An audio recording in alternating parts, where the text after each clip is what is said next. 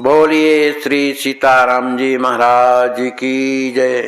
श्री सनकादि कुमार जी की जय। आज सनकादिकों का चरित्र है। सनकादिक महात्मा कहते हैं, भैया जिनके अनेकों जन्म के पुण्य जब इकट्ठे होते हैं, अनेक जन्मों के जब पुण्य इकट्ठे होते हैं तब उनका सौभाग्य उदित होता है। सौभाग्य क्या है? धन दौलत जमीन जगह नहीं है। सौभाग्य क्या है? किसी सत्पुरुष का संग प्राप्त होता है, संत सच्चे संत गुरु का संग प्राप्त हो जाता है। जब संत सदगुरु का संग जब प्राप्त होता है तो हमारे जीवन का जो अंधकार है, ज्ञान अंधकार, वो जो मोह है, वो जो मद है, ये सब कुछ जो है चित्त से अलग हो जाता है। क्योंकि महापुरुष ही ज्ञान देते हैं कि ये जहां तुम चल रहे हो ये रास्ता सही नहीं। इसी तरह के महात्मा हुए हैं सनकादि महाराज। ये चार भाई थे। जिस समय भगवान ने ब्रह्मा जी को सृष्टि की रचना करने के लिए और जब कहा कि तुम तपस्या करो, तो ब्रह्मा जी ने तपस्या किया। कई हजार वर्ष के बाद तपस्या करने के बाद भगवान जब प्रसन्न हुए तब उन्हें दर्शन हुआ क्षीरसाई भगवान का, और भगवान ने उन्हें कृपा करके उन्हें भागवत चतुर्दशी भागवत सुनाई, चतुर्श्लोकी भागवत सुनाई।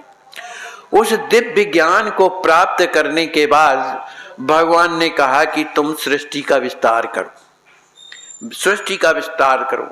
उस समय ब्रह्मा जी की बुद्धि में केवल भगवान थे, भगवान की वाणी और भगवान का ही चिंतन और भगवान का ही दर्शन था, इसके अलावा कुछ नहीं था।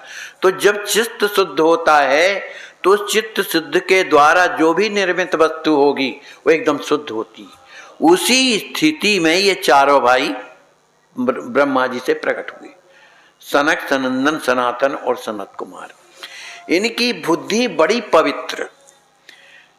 तो जब ये चारों भाई जब प्रकट हुए ब्रह्मा जी के सामने, इन्होंने पूछा कि आज्ञा करें, हमें करना क्या है। तो ब्रह्मा जी ने कहा कि तुम लोग सृष्टि का उत्पादन करो। इन सब भाइयों ने कह दिया कि ये हमारे बस की बात नहीं, हम ये संसार में फिर से भटकना नहीं चाहते। हमने संसार को खूब देख लिया पिताजी, अब तो हम इस संसार से अलग रहेंगे, अलग रह करके और भजन करेंगे, और लोगों को भी जो हमारे संपर्क में आएंगे उनको भी अलग करके संसार से चलेंगे, इस तरह का करेंगे। तो अलग होने का उपाय क्या है? भगवान का नाम और भगवान का कीर्तन और भगवान की लीला, भगवान की कथा, बस यही तो है मन रात दिन।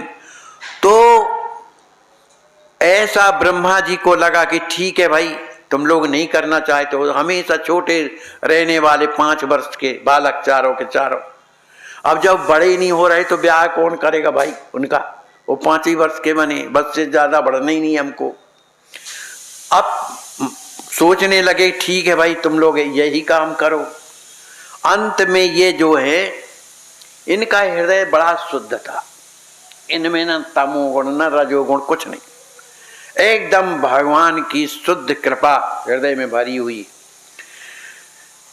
तो अब इन्हें क्या लगता था कि ये जहां भी जाते थे तो वहां पर ये तीनों चारों भाई बैठ जाते थे, और भी लोग महात्मा जाते थे, लेकिन ये रहा करते थे कहां पर? कोई जनलोक कहलाता है, जनलोक में ये रहा करते थे।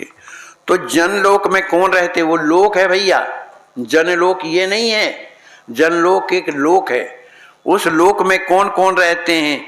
जहां विरक्त मुक्त भगवत भक्त तपस्वी जन निवास करते हैं, जीवन मुक्त महात्मा रहते हैं, तपस्वी लोग रहते हैं। उस लोकों में सभी नित्य मुक्त हैं, उनसे संसार से मतलब नहीं रह गया, मुक्त हो गए, अब उस माने उस लोक में रहते हैं, जनलोक में। वहां सबके सब भगवान के दिव्य गुण मंगलमय चरित्र सुनने के लिए सदा उत्कंठित रहते हैं। उस लोक में भी यद्यपि जीवन मुक्त महात्मा है, अब क्या जरूरत है उनको? लेकिन भगवान के नाम से, भगवान की कथा से उनका इतना लगाव है, इतना प्रेम है कि बिना कथा के, भगवान के नाम के बिना रह नहीं सकते। इसलिए वो जनलोक में साधु संत रहते हैं। वे सदा अखंड सत्संग, वहां पर अखंड सत्संग चलता रहता है, रात दिन सत्संग चलता रहता है। वहां सर्वदा अखंड सत्संग चलता है। उन संतों में ही कोई वक्ता बन जाता है, कोई वक्ता अलग से थोड़ी आता है। उन्हीं संतों में कोई वक्ता बन गया, वो वक्ता भगवान की कथा सुनाने लगा, सब है सुनने लगते। अरे महाराज मैं क्या सुनाऊं। अच्छा, लेकिन सनक सनंदन सनातन और सनत कुमार, इन्होंने सोचा कि इस जन लोक में रहने से काम नहीं बनेगा। अरे हम ठीक है, जीवन मुक्त हैं, कोई बात नहीं, लेकिन दूसरों का कल्याण कैसे हो, यही तो महात्माओं की विशेष माने बात है हृदय की, कि दूसरों के कल्याण के लिए, है ना।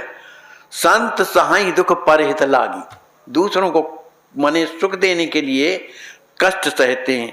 तो ये जन लोक छोड़ करके और मृत्यु लोक में विचरण करने लगते हैं। जो भूले भटके लोग हैं उनको भगवान के रास्ते में लगाते रहते हैं। इस तरह से अब ये चारों भाई हैं, अब बैठ करके तीन भाई कथा सुनते हैं, तो एक भाई सुनाता है। जब तीन भाई में से फिर एक दूसरा भाई बैठ, माने रात दिन कथा, आसन आसन बसन यह तिन्ही, और जहां चरित हो तहां सुनिए, ऐसा कुछ है कि जहां भगवान की कथा होती है, चाहे कोई कहे, वो सुनने के लिए पहुंच जाते हैं। तो इस तरह से लोगों का कल्याण, माने संसार के लोगों का कल्याण करने के लिए इन चारों कुमारों ने अपना जीवन का लक्ष्य बनाया कि जहां तक बनेगा इस संसार में जितने दुखी लोग हैं, सुखी कैसे हों, भगवान की कृपा से होंगे, भगवान के नाम से होंगे। यह सोच करके वो पृथ्वी लोक में भी आते थे, फिर अपना जनलोक में चले जा, माने जहां उन्हें आनंद मिलता था वहां चले जाते। एक बार की बात है कि चारों भाई शंकर पार्वती जी चली जा रही, शंकर भगवान के संगे पार्वती चली जा रही थी। वो चारों भाई छोटे छोटे चले आ रहे थे। अब जब छोटे छोटे चले आ रहे तो शंकर भगवान, शंकर जगत बंद जगदीशा, सुर नर मुनि सब नावाई सीसा, उनको प्रणाम करते। पर छोटे छोटे बालक तो ऊपर को मुंडी किए और चले आ रहे थे। पार्वती जी को लगा कि देखो हमारे भोलेनाथ तो महादेव हैं, जगत बंद है, और लेकिन ये कैसे लोग हैं, ये छोटे छोटे बालक, और हमारे स्वामी को प्रणाम तक नहीं करते हैं। जैसे ऊंट होता है सिर ऊपर उठाए रहता है, इसी तरह के ये लोग हैं। आखिर जैसे वो उधर से जब निकलने लगे तो कुछ नहीं, शंकर भगवान ने उन्हें देखा, वो हंस दिया। अब वो मन ही मन की बात, वो उच्च कोटि के संत हैं सब, लेकिन पार्वती जी को ये अच्छा ना लगा कि इन्होंने हमारे पति का अपमान किया। तो उन्होंने श्राप दे दिया चारों को, जाओ तुम ऊंट बन जाओ, ऊंटों जैसे गर्दन उठा करके चले आ रहे हो और हमारे स्वामी को प्रणाम नहीं, हम चलो तुम्हें श्राप देते। अब जब श्राप दे दिया तो शंकर जी कहने लगे, देवी ये तुमने क्या किया। अब इतने में वो चले गए, वो कभी रुकते तो थे नहीं, अपने निकल गए। तुमने ये क्या किया, उन्हें श्राप क्यों दिया। अरे कहा प्रभु आपको सभी कोई दंडवत प्रणाम करते हैं और ये चारों छोटे छोटे छोकरा, और ये आपको सिर तक नहीं झुकाते हैं। अरे कहा वो छोकरा नहीं है, वो तो हमारे बड़े भाई हैं, वो हमसे बड़े हैं।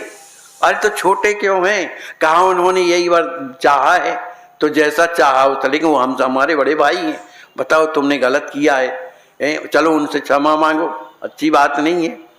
तब तक वो चले गए थे दूर और गंधमादन पर्वत तरफ चले गए। अब जब जाकर के देखते हैं शंकर भगवान और पार्वती, तो चार ऊंट बैठे थे। एक ऊंट ऊपर बैठा था, तीन ऊंट नीचे। अब एक ऊंट सुना रहा था कथा। कहा देखो पार्वती, भगवान की कथा में कितना प्रेम है इनको, कि देखो इस स्थिति में भी, ऊंट की स्थिति में भी वो कथा कह रहे हैं और तीन सुन रहे। और बताओ तुमने इनको श्राप दे, वापस करो अपना श्राप। अब जैसे शंकर भगवान को देखा उन लोगों ने, कहा ये भोलेनाथ बड़ी कृपा किया जो दर्शन दिया। भोलेनाथ ने पूछा कि इस योनि में तो आपको बड़ा कष्ट होता होगा, ऊंट की योनि में। अरे कहा बहुत बढ़िया किया है माता जी ने जो हमको श्राप दे दिया। धोने उन्होंने का चक्कर ही खत्म, डोल डाल गए तो दुनिया की माटी आटी कहाँ पाएंगे, अब कोई मतलब नहीं। अब तो बैठे भजन करते हो, कथा सुनाते हैं, नहाने का चक्कर खत्म, माटी मटाने का चक्कर खत्म, 10 बार पैर धो, ये करो, लघु शंका गए तो फिर पैर धो। ये माता जी ने बड़ी कृपा किया हमारे ऊपर कि अब हम इस चीज में भजन करते हैं। अब पार्वती जी को बड़ा दुख लगा कि बताओ हमने कहाँ से कहा महाराज हम अपना वचन वापस लेते। कहे ठीक है ले लो, हमें इससे मतलब नहीं, लेकिन हमको इसमें भी कोई फर्क नहीं पड़ता है, उसमें भी भजन होता है। तो इस तरह से सनकादि महात्मा जो है निरंतर भगवान का नाम लेते रहते। भगवान विष्णु के द्वारपाल जो जय और विजय है ना, कभी कभी क्या होता है कि भगवान भी कुछ लीला करने लगते हैं।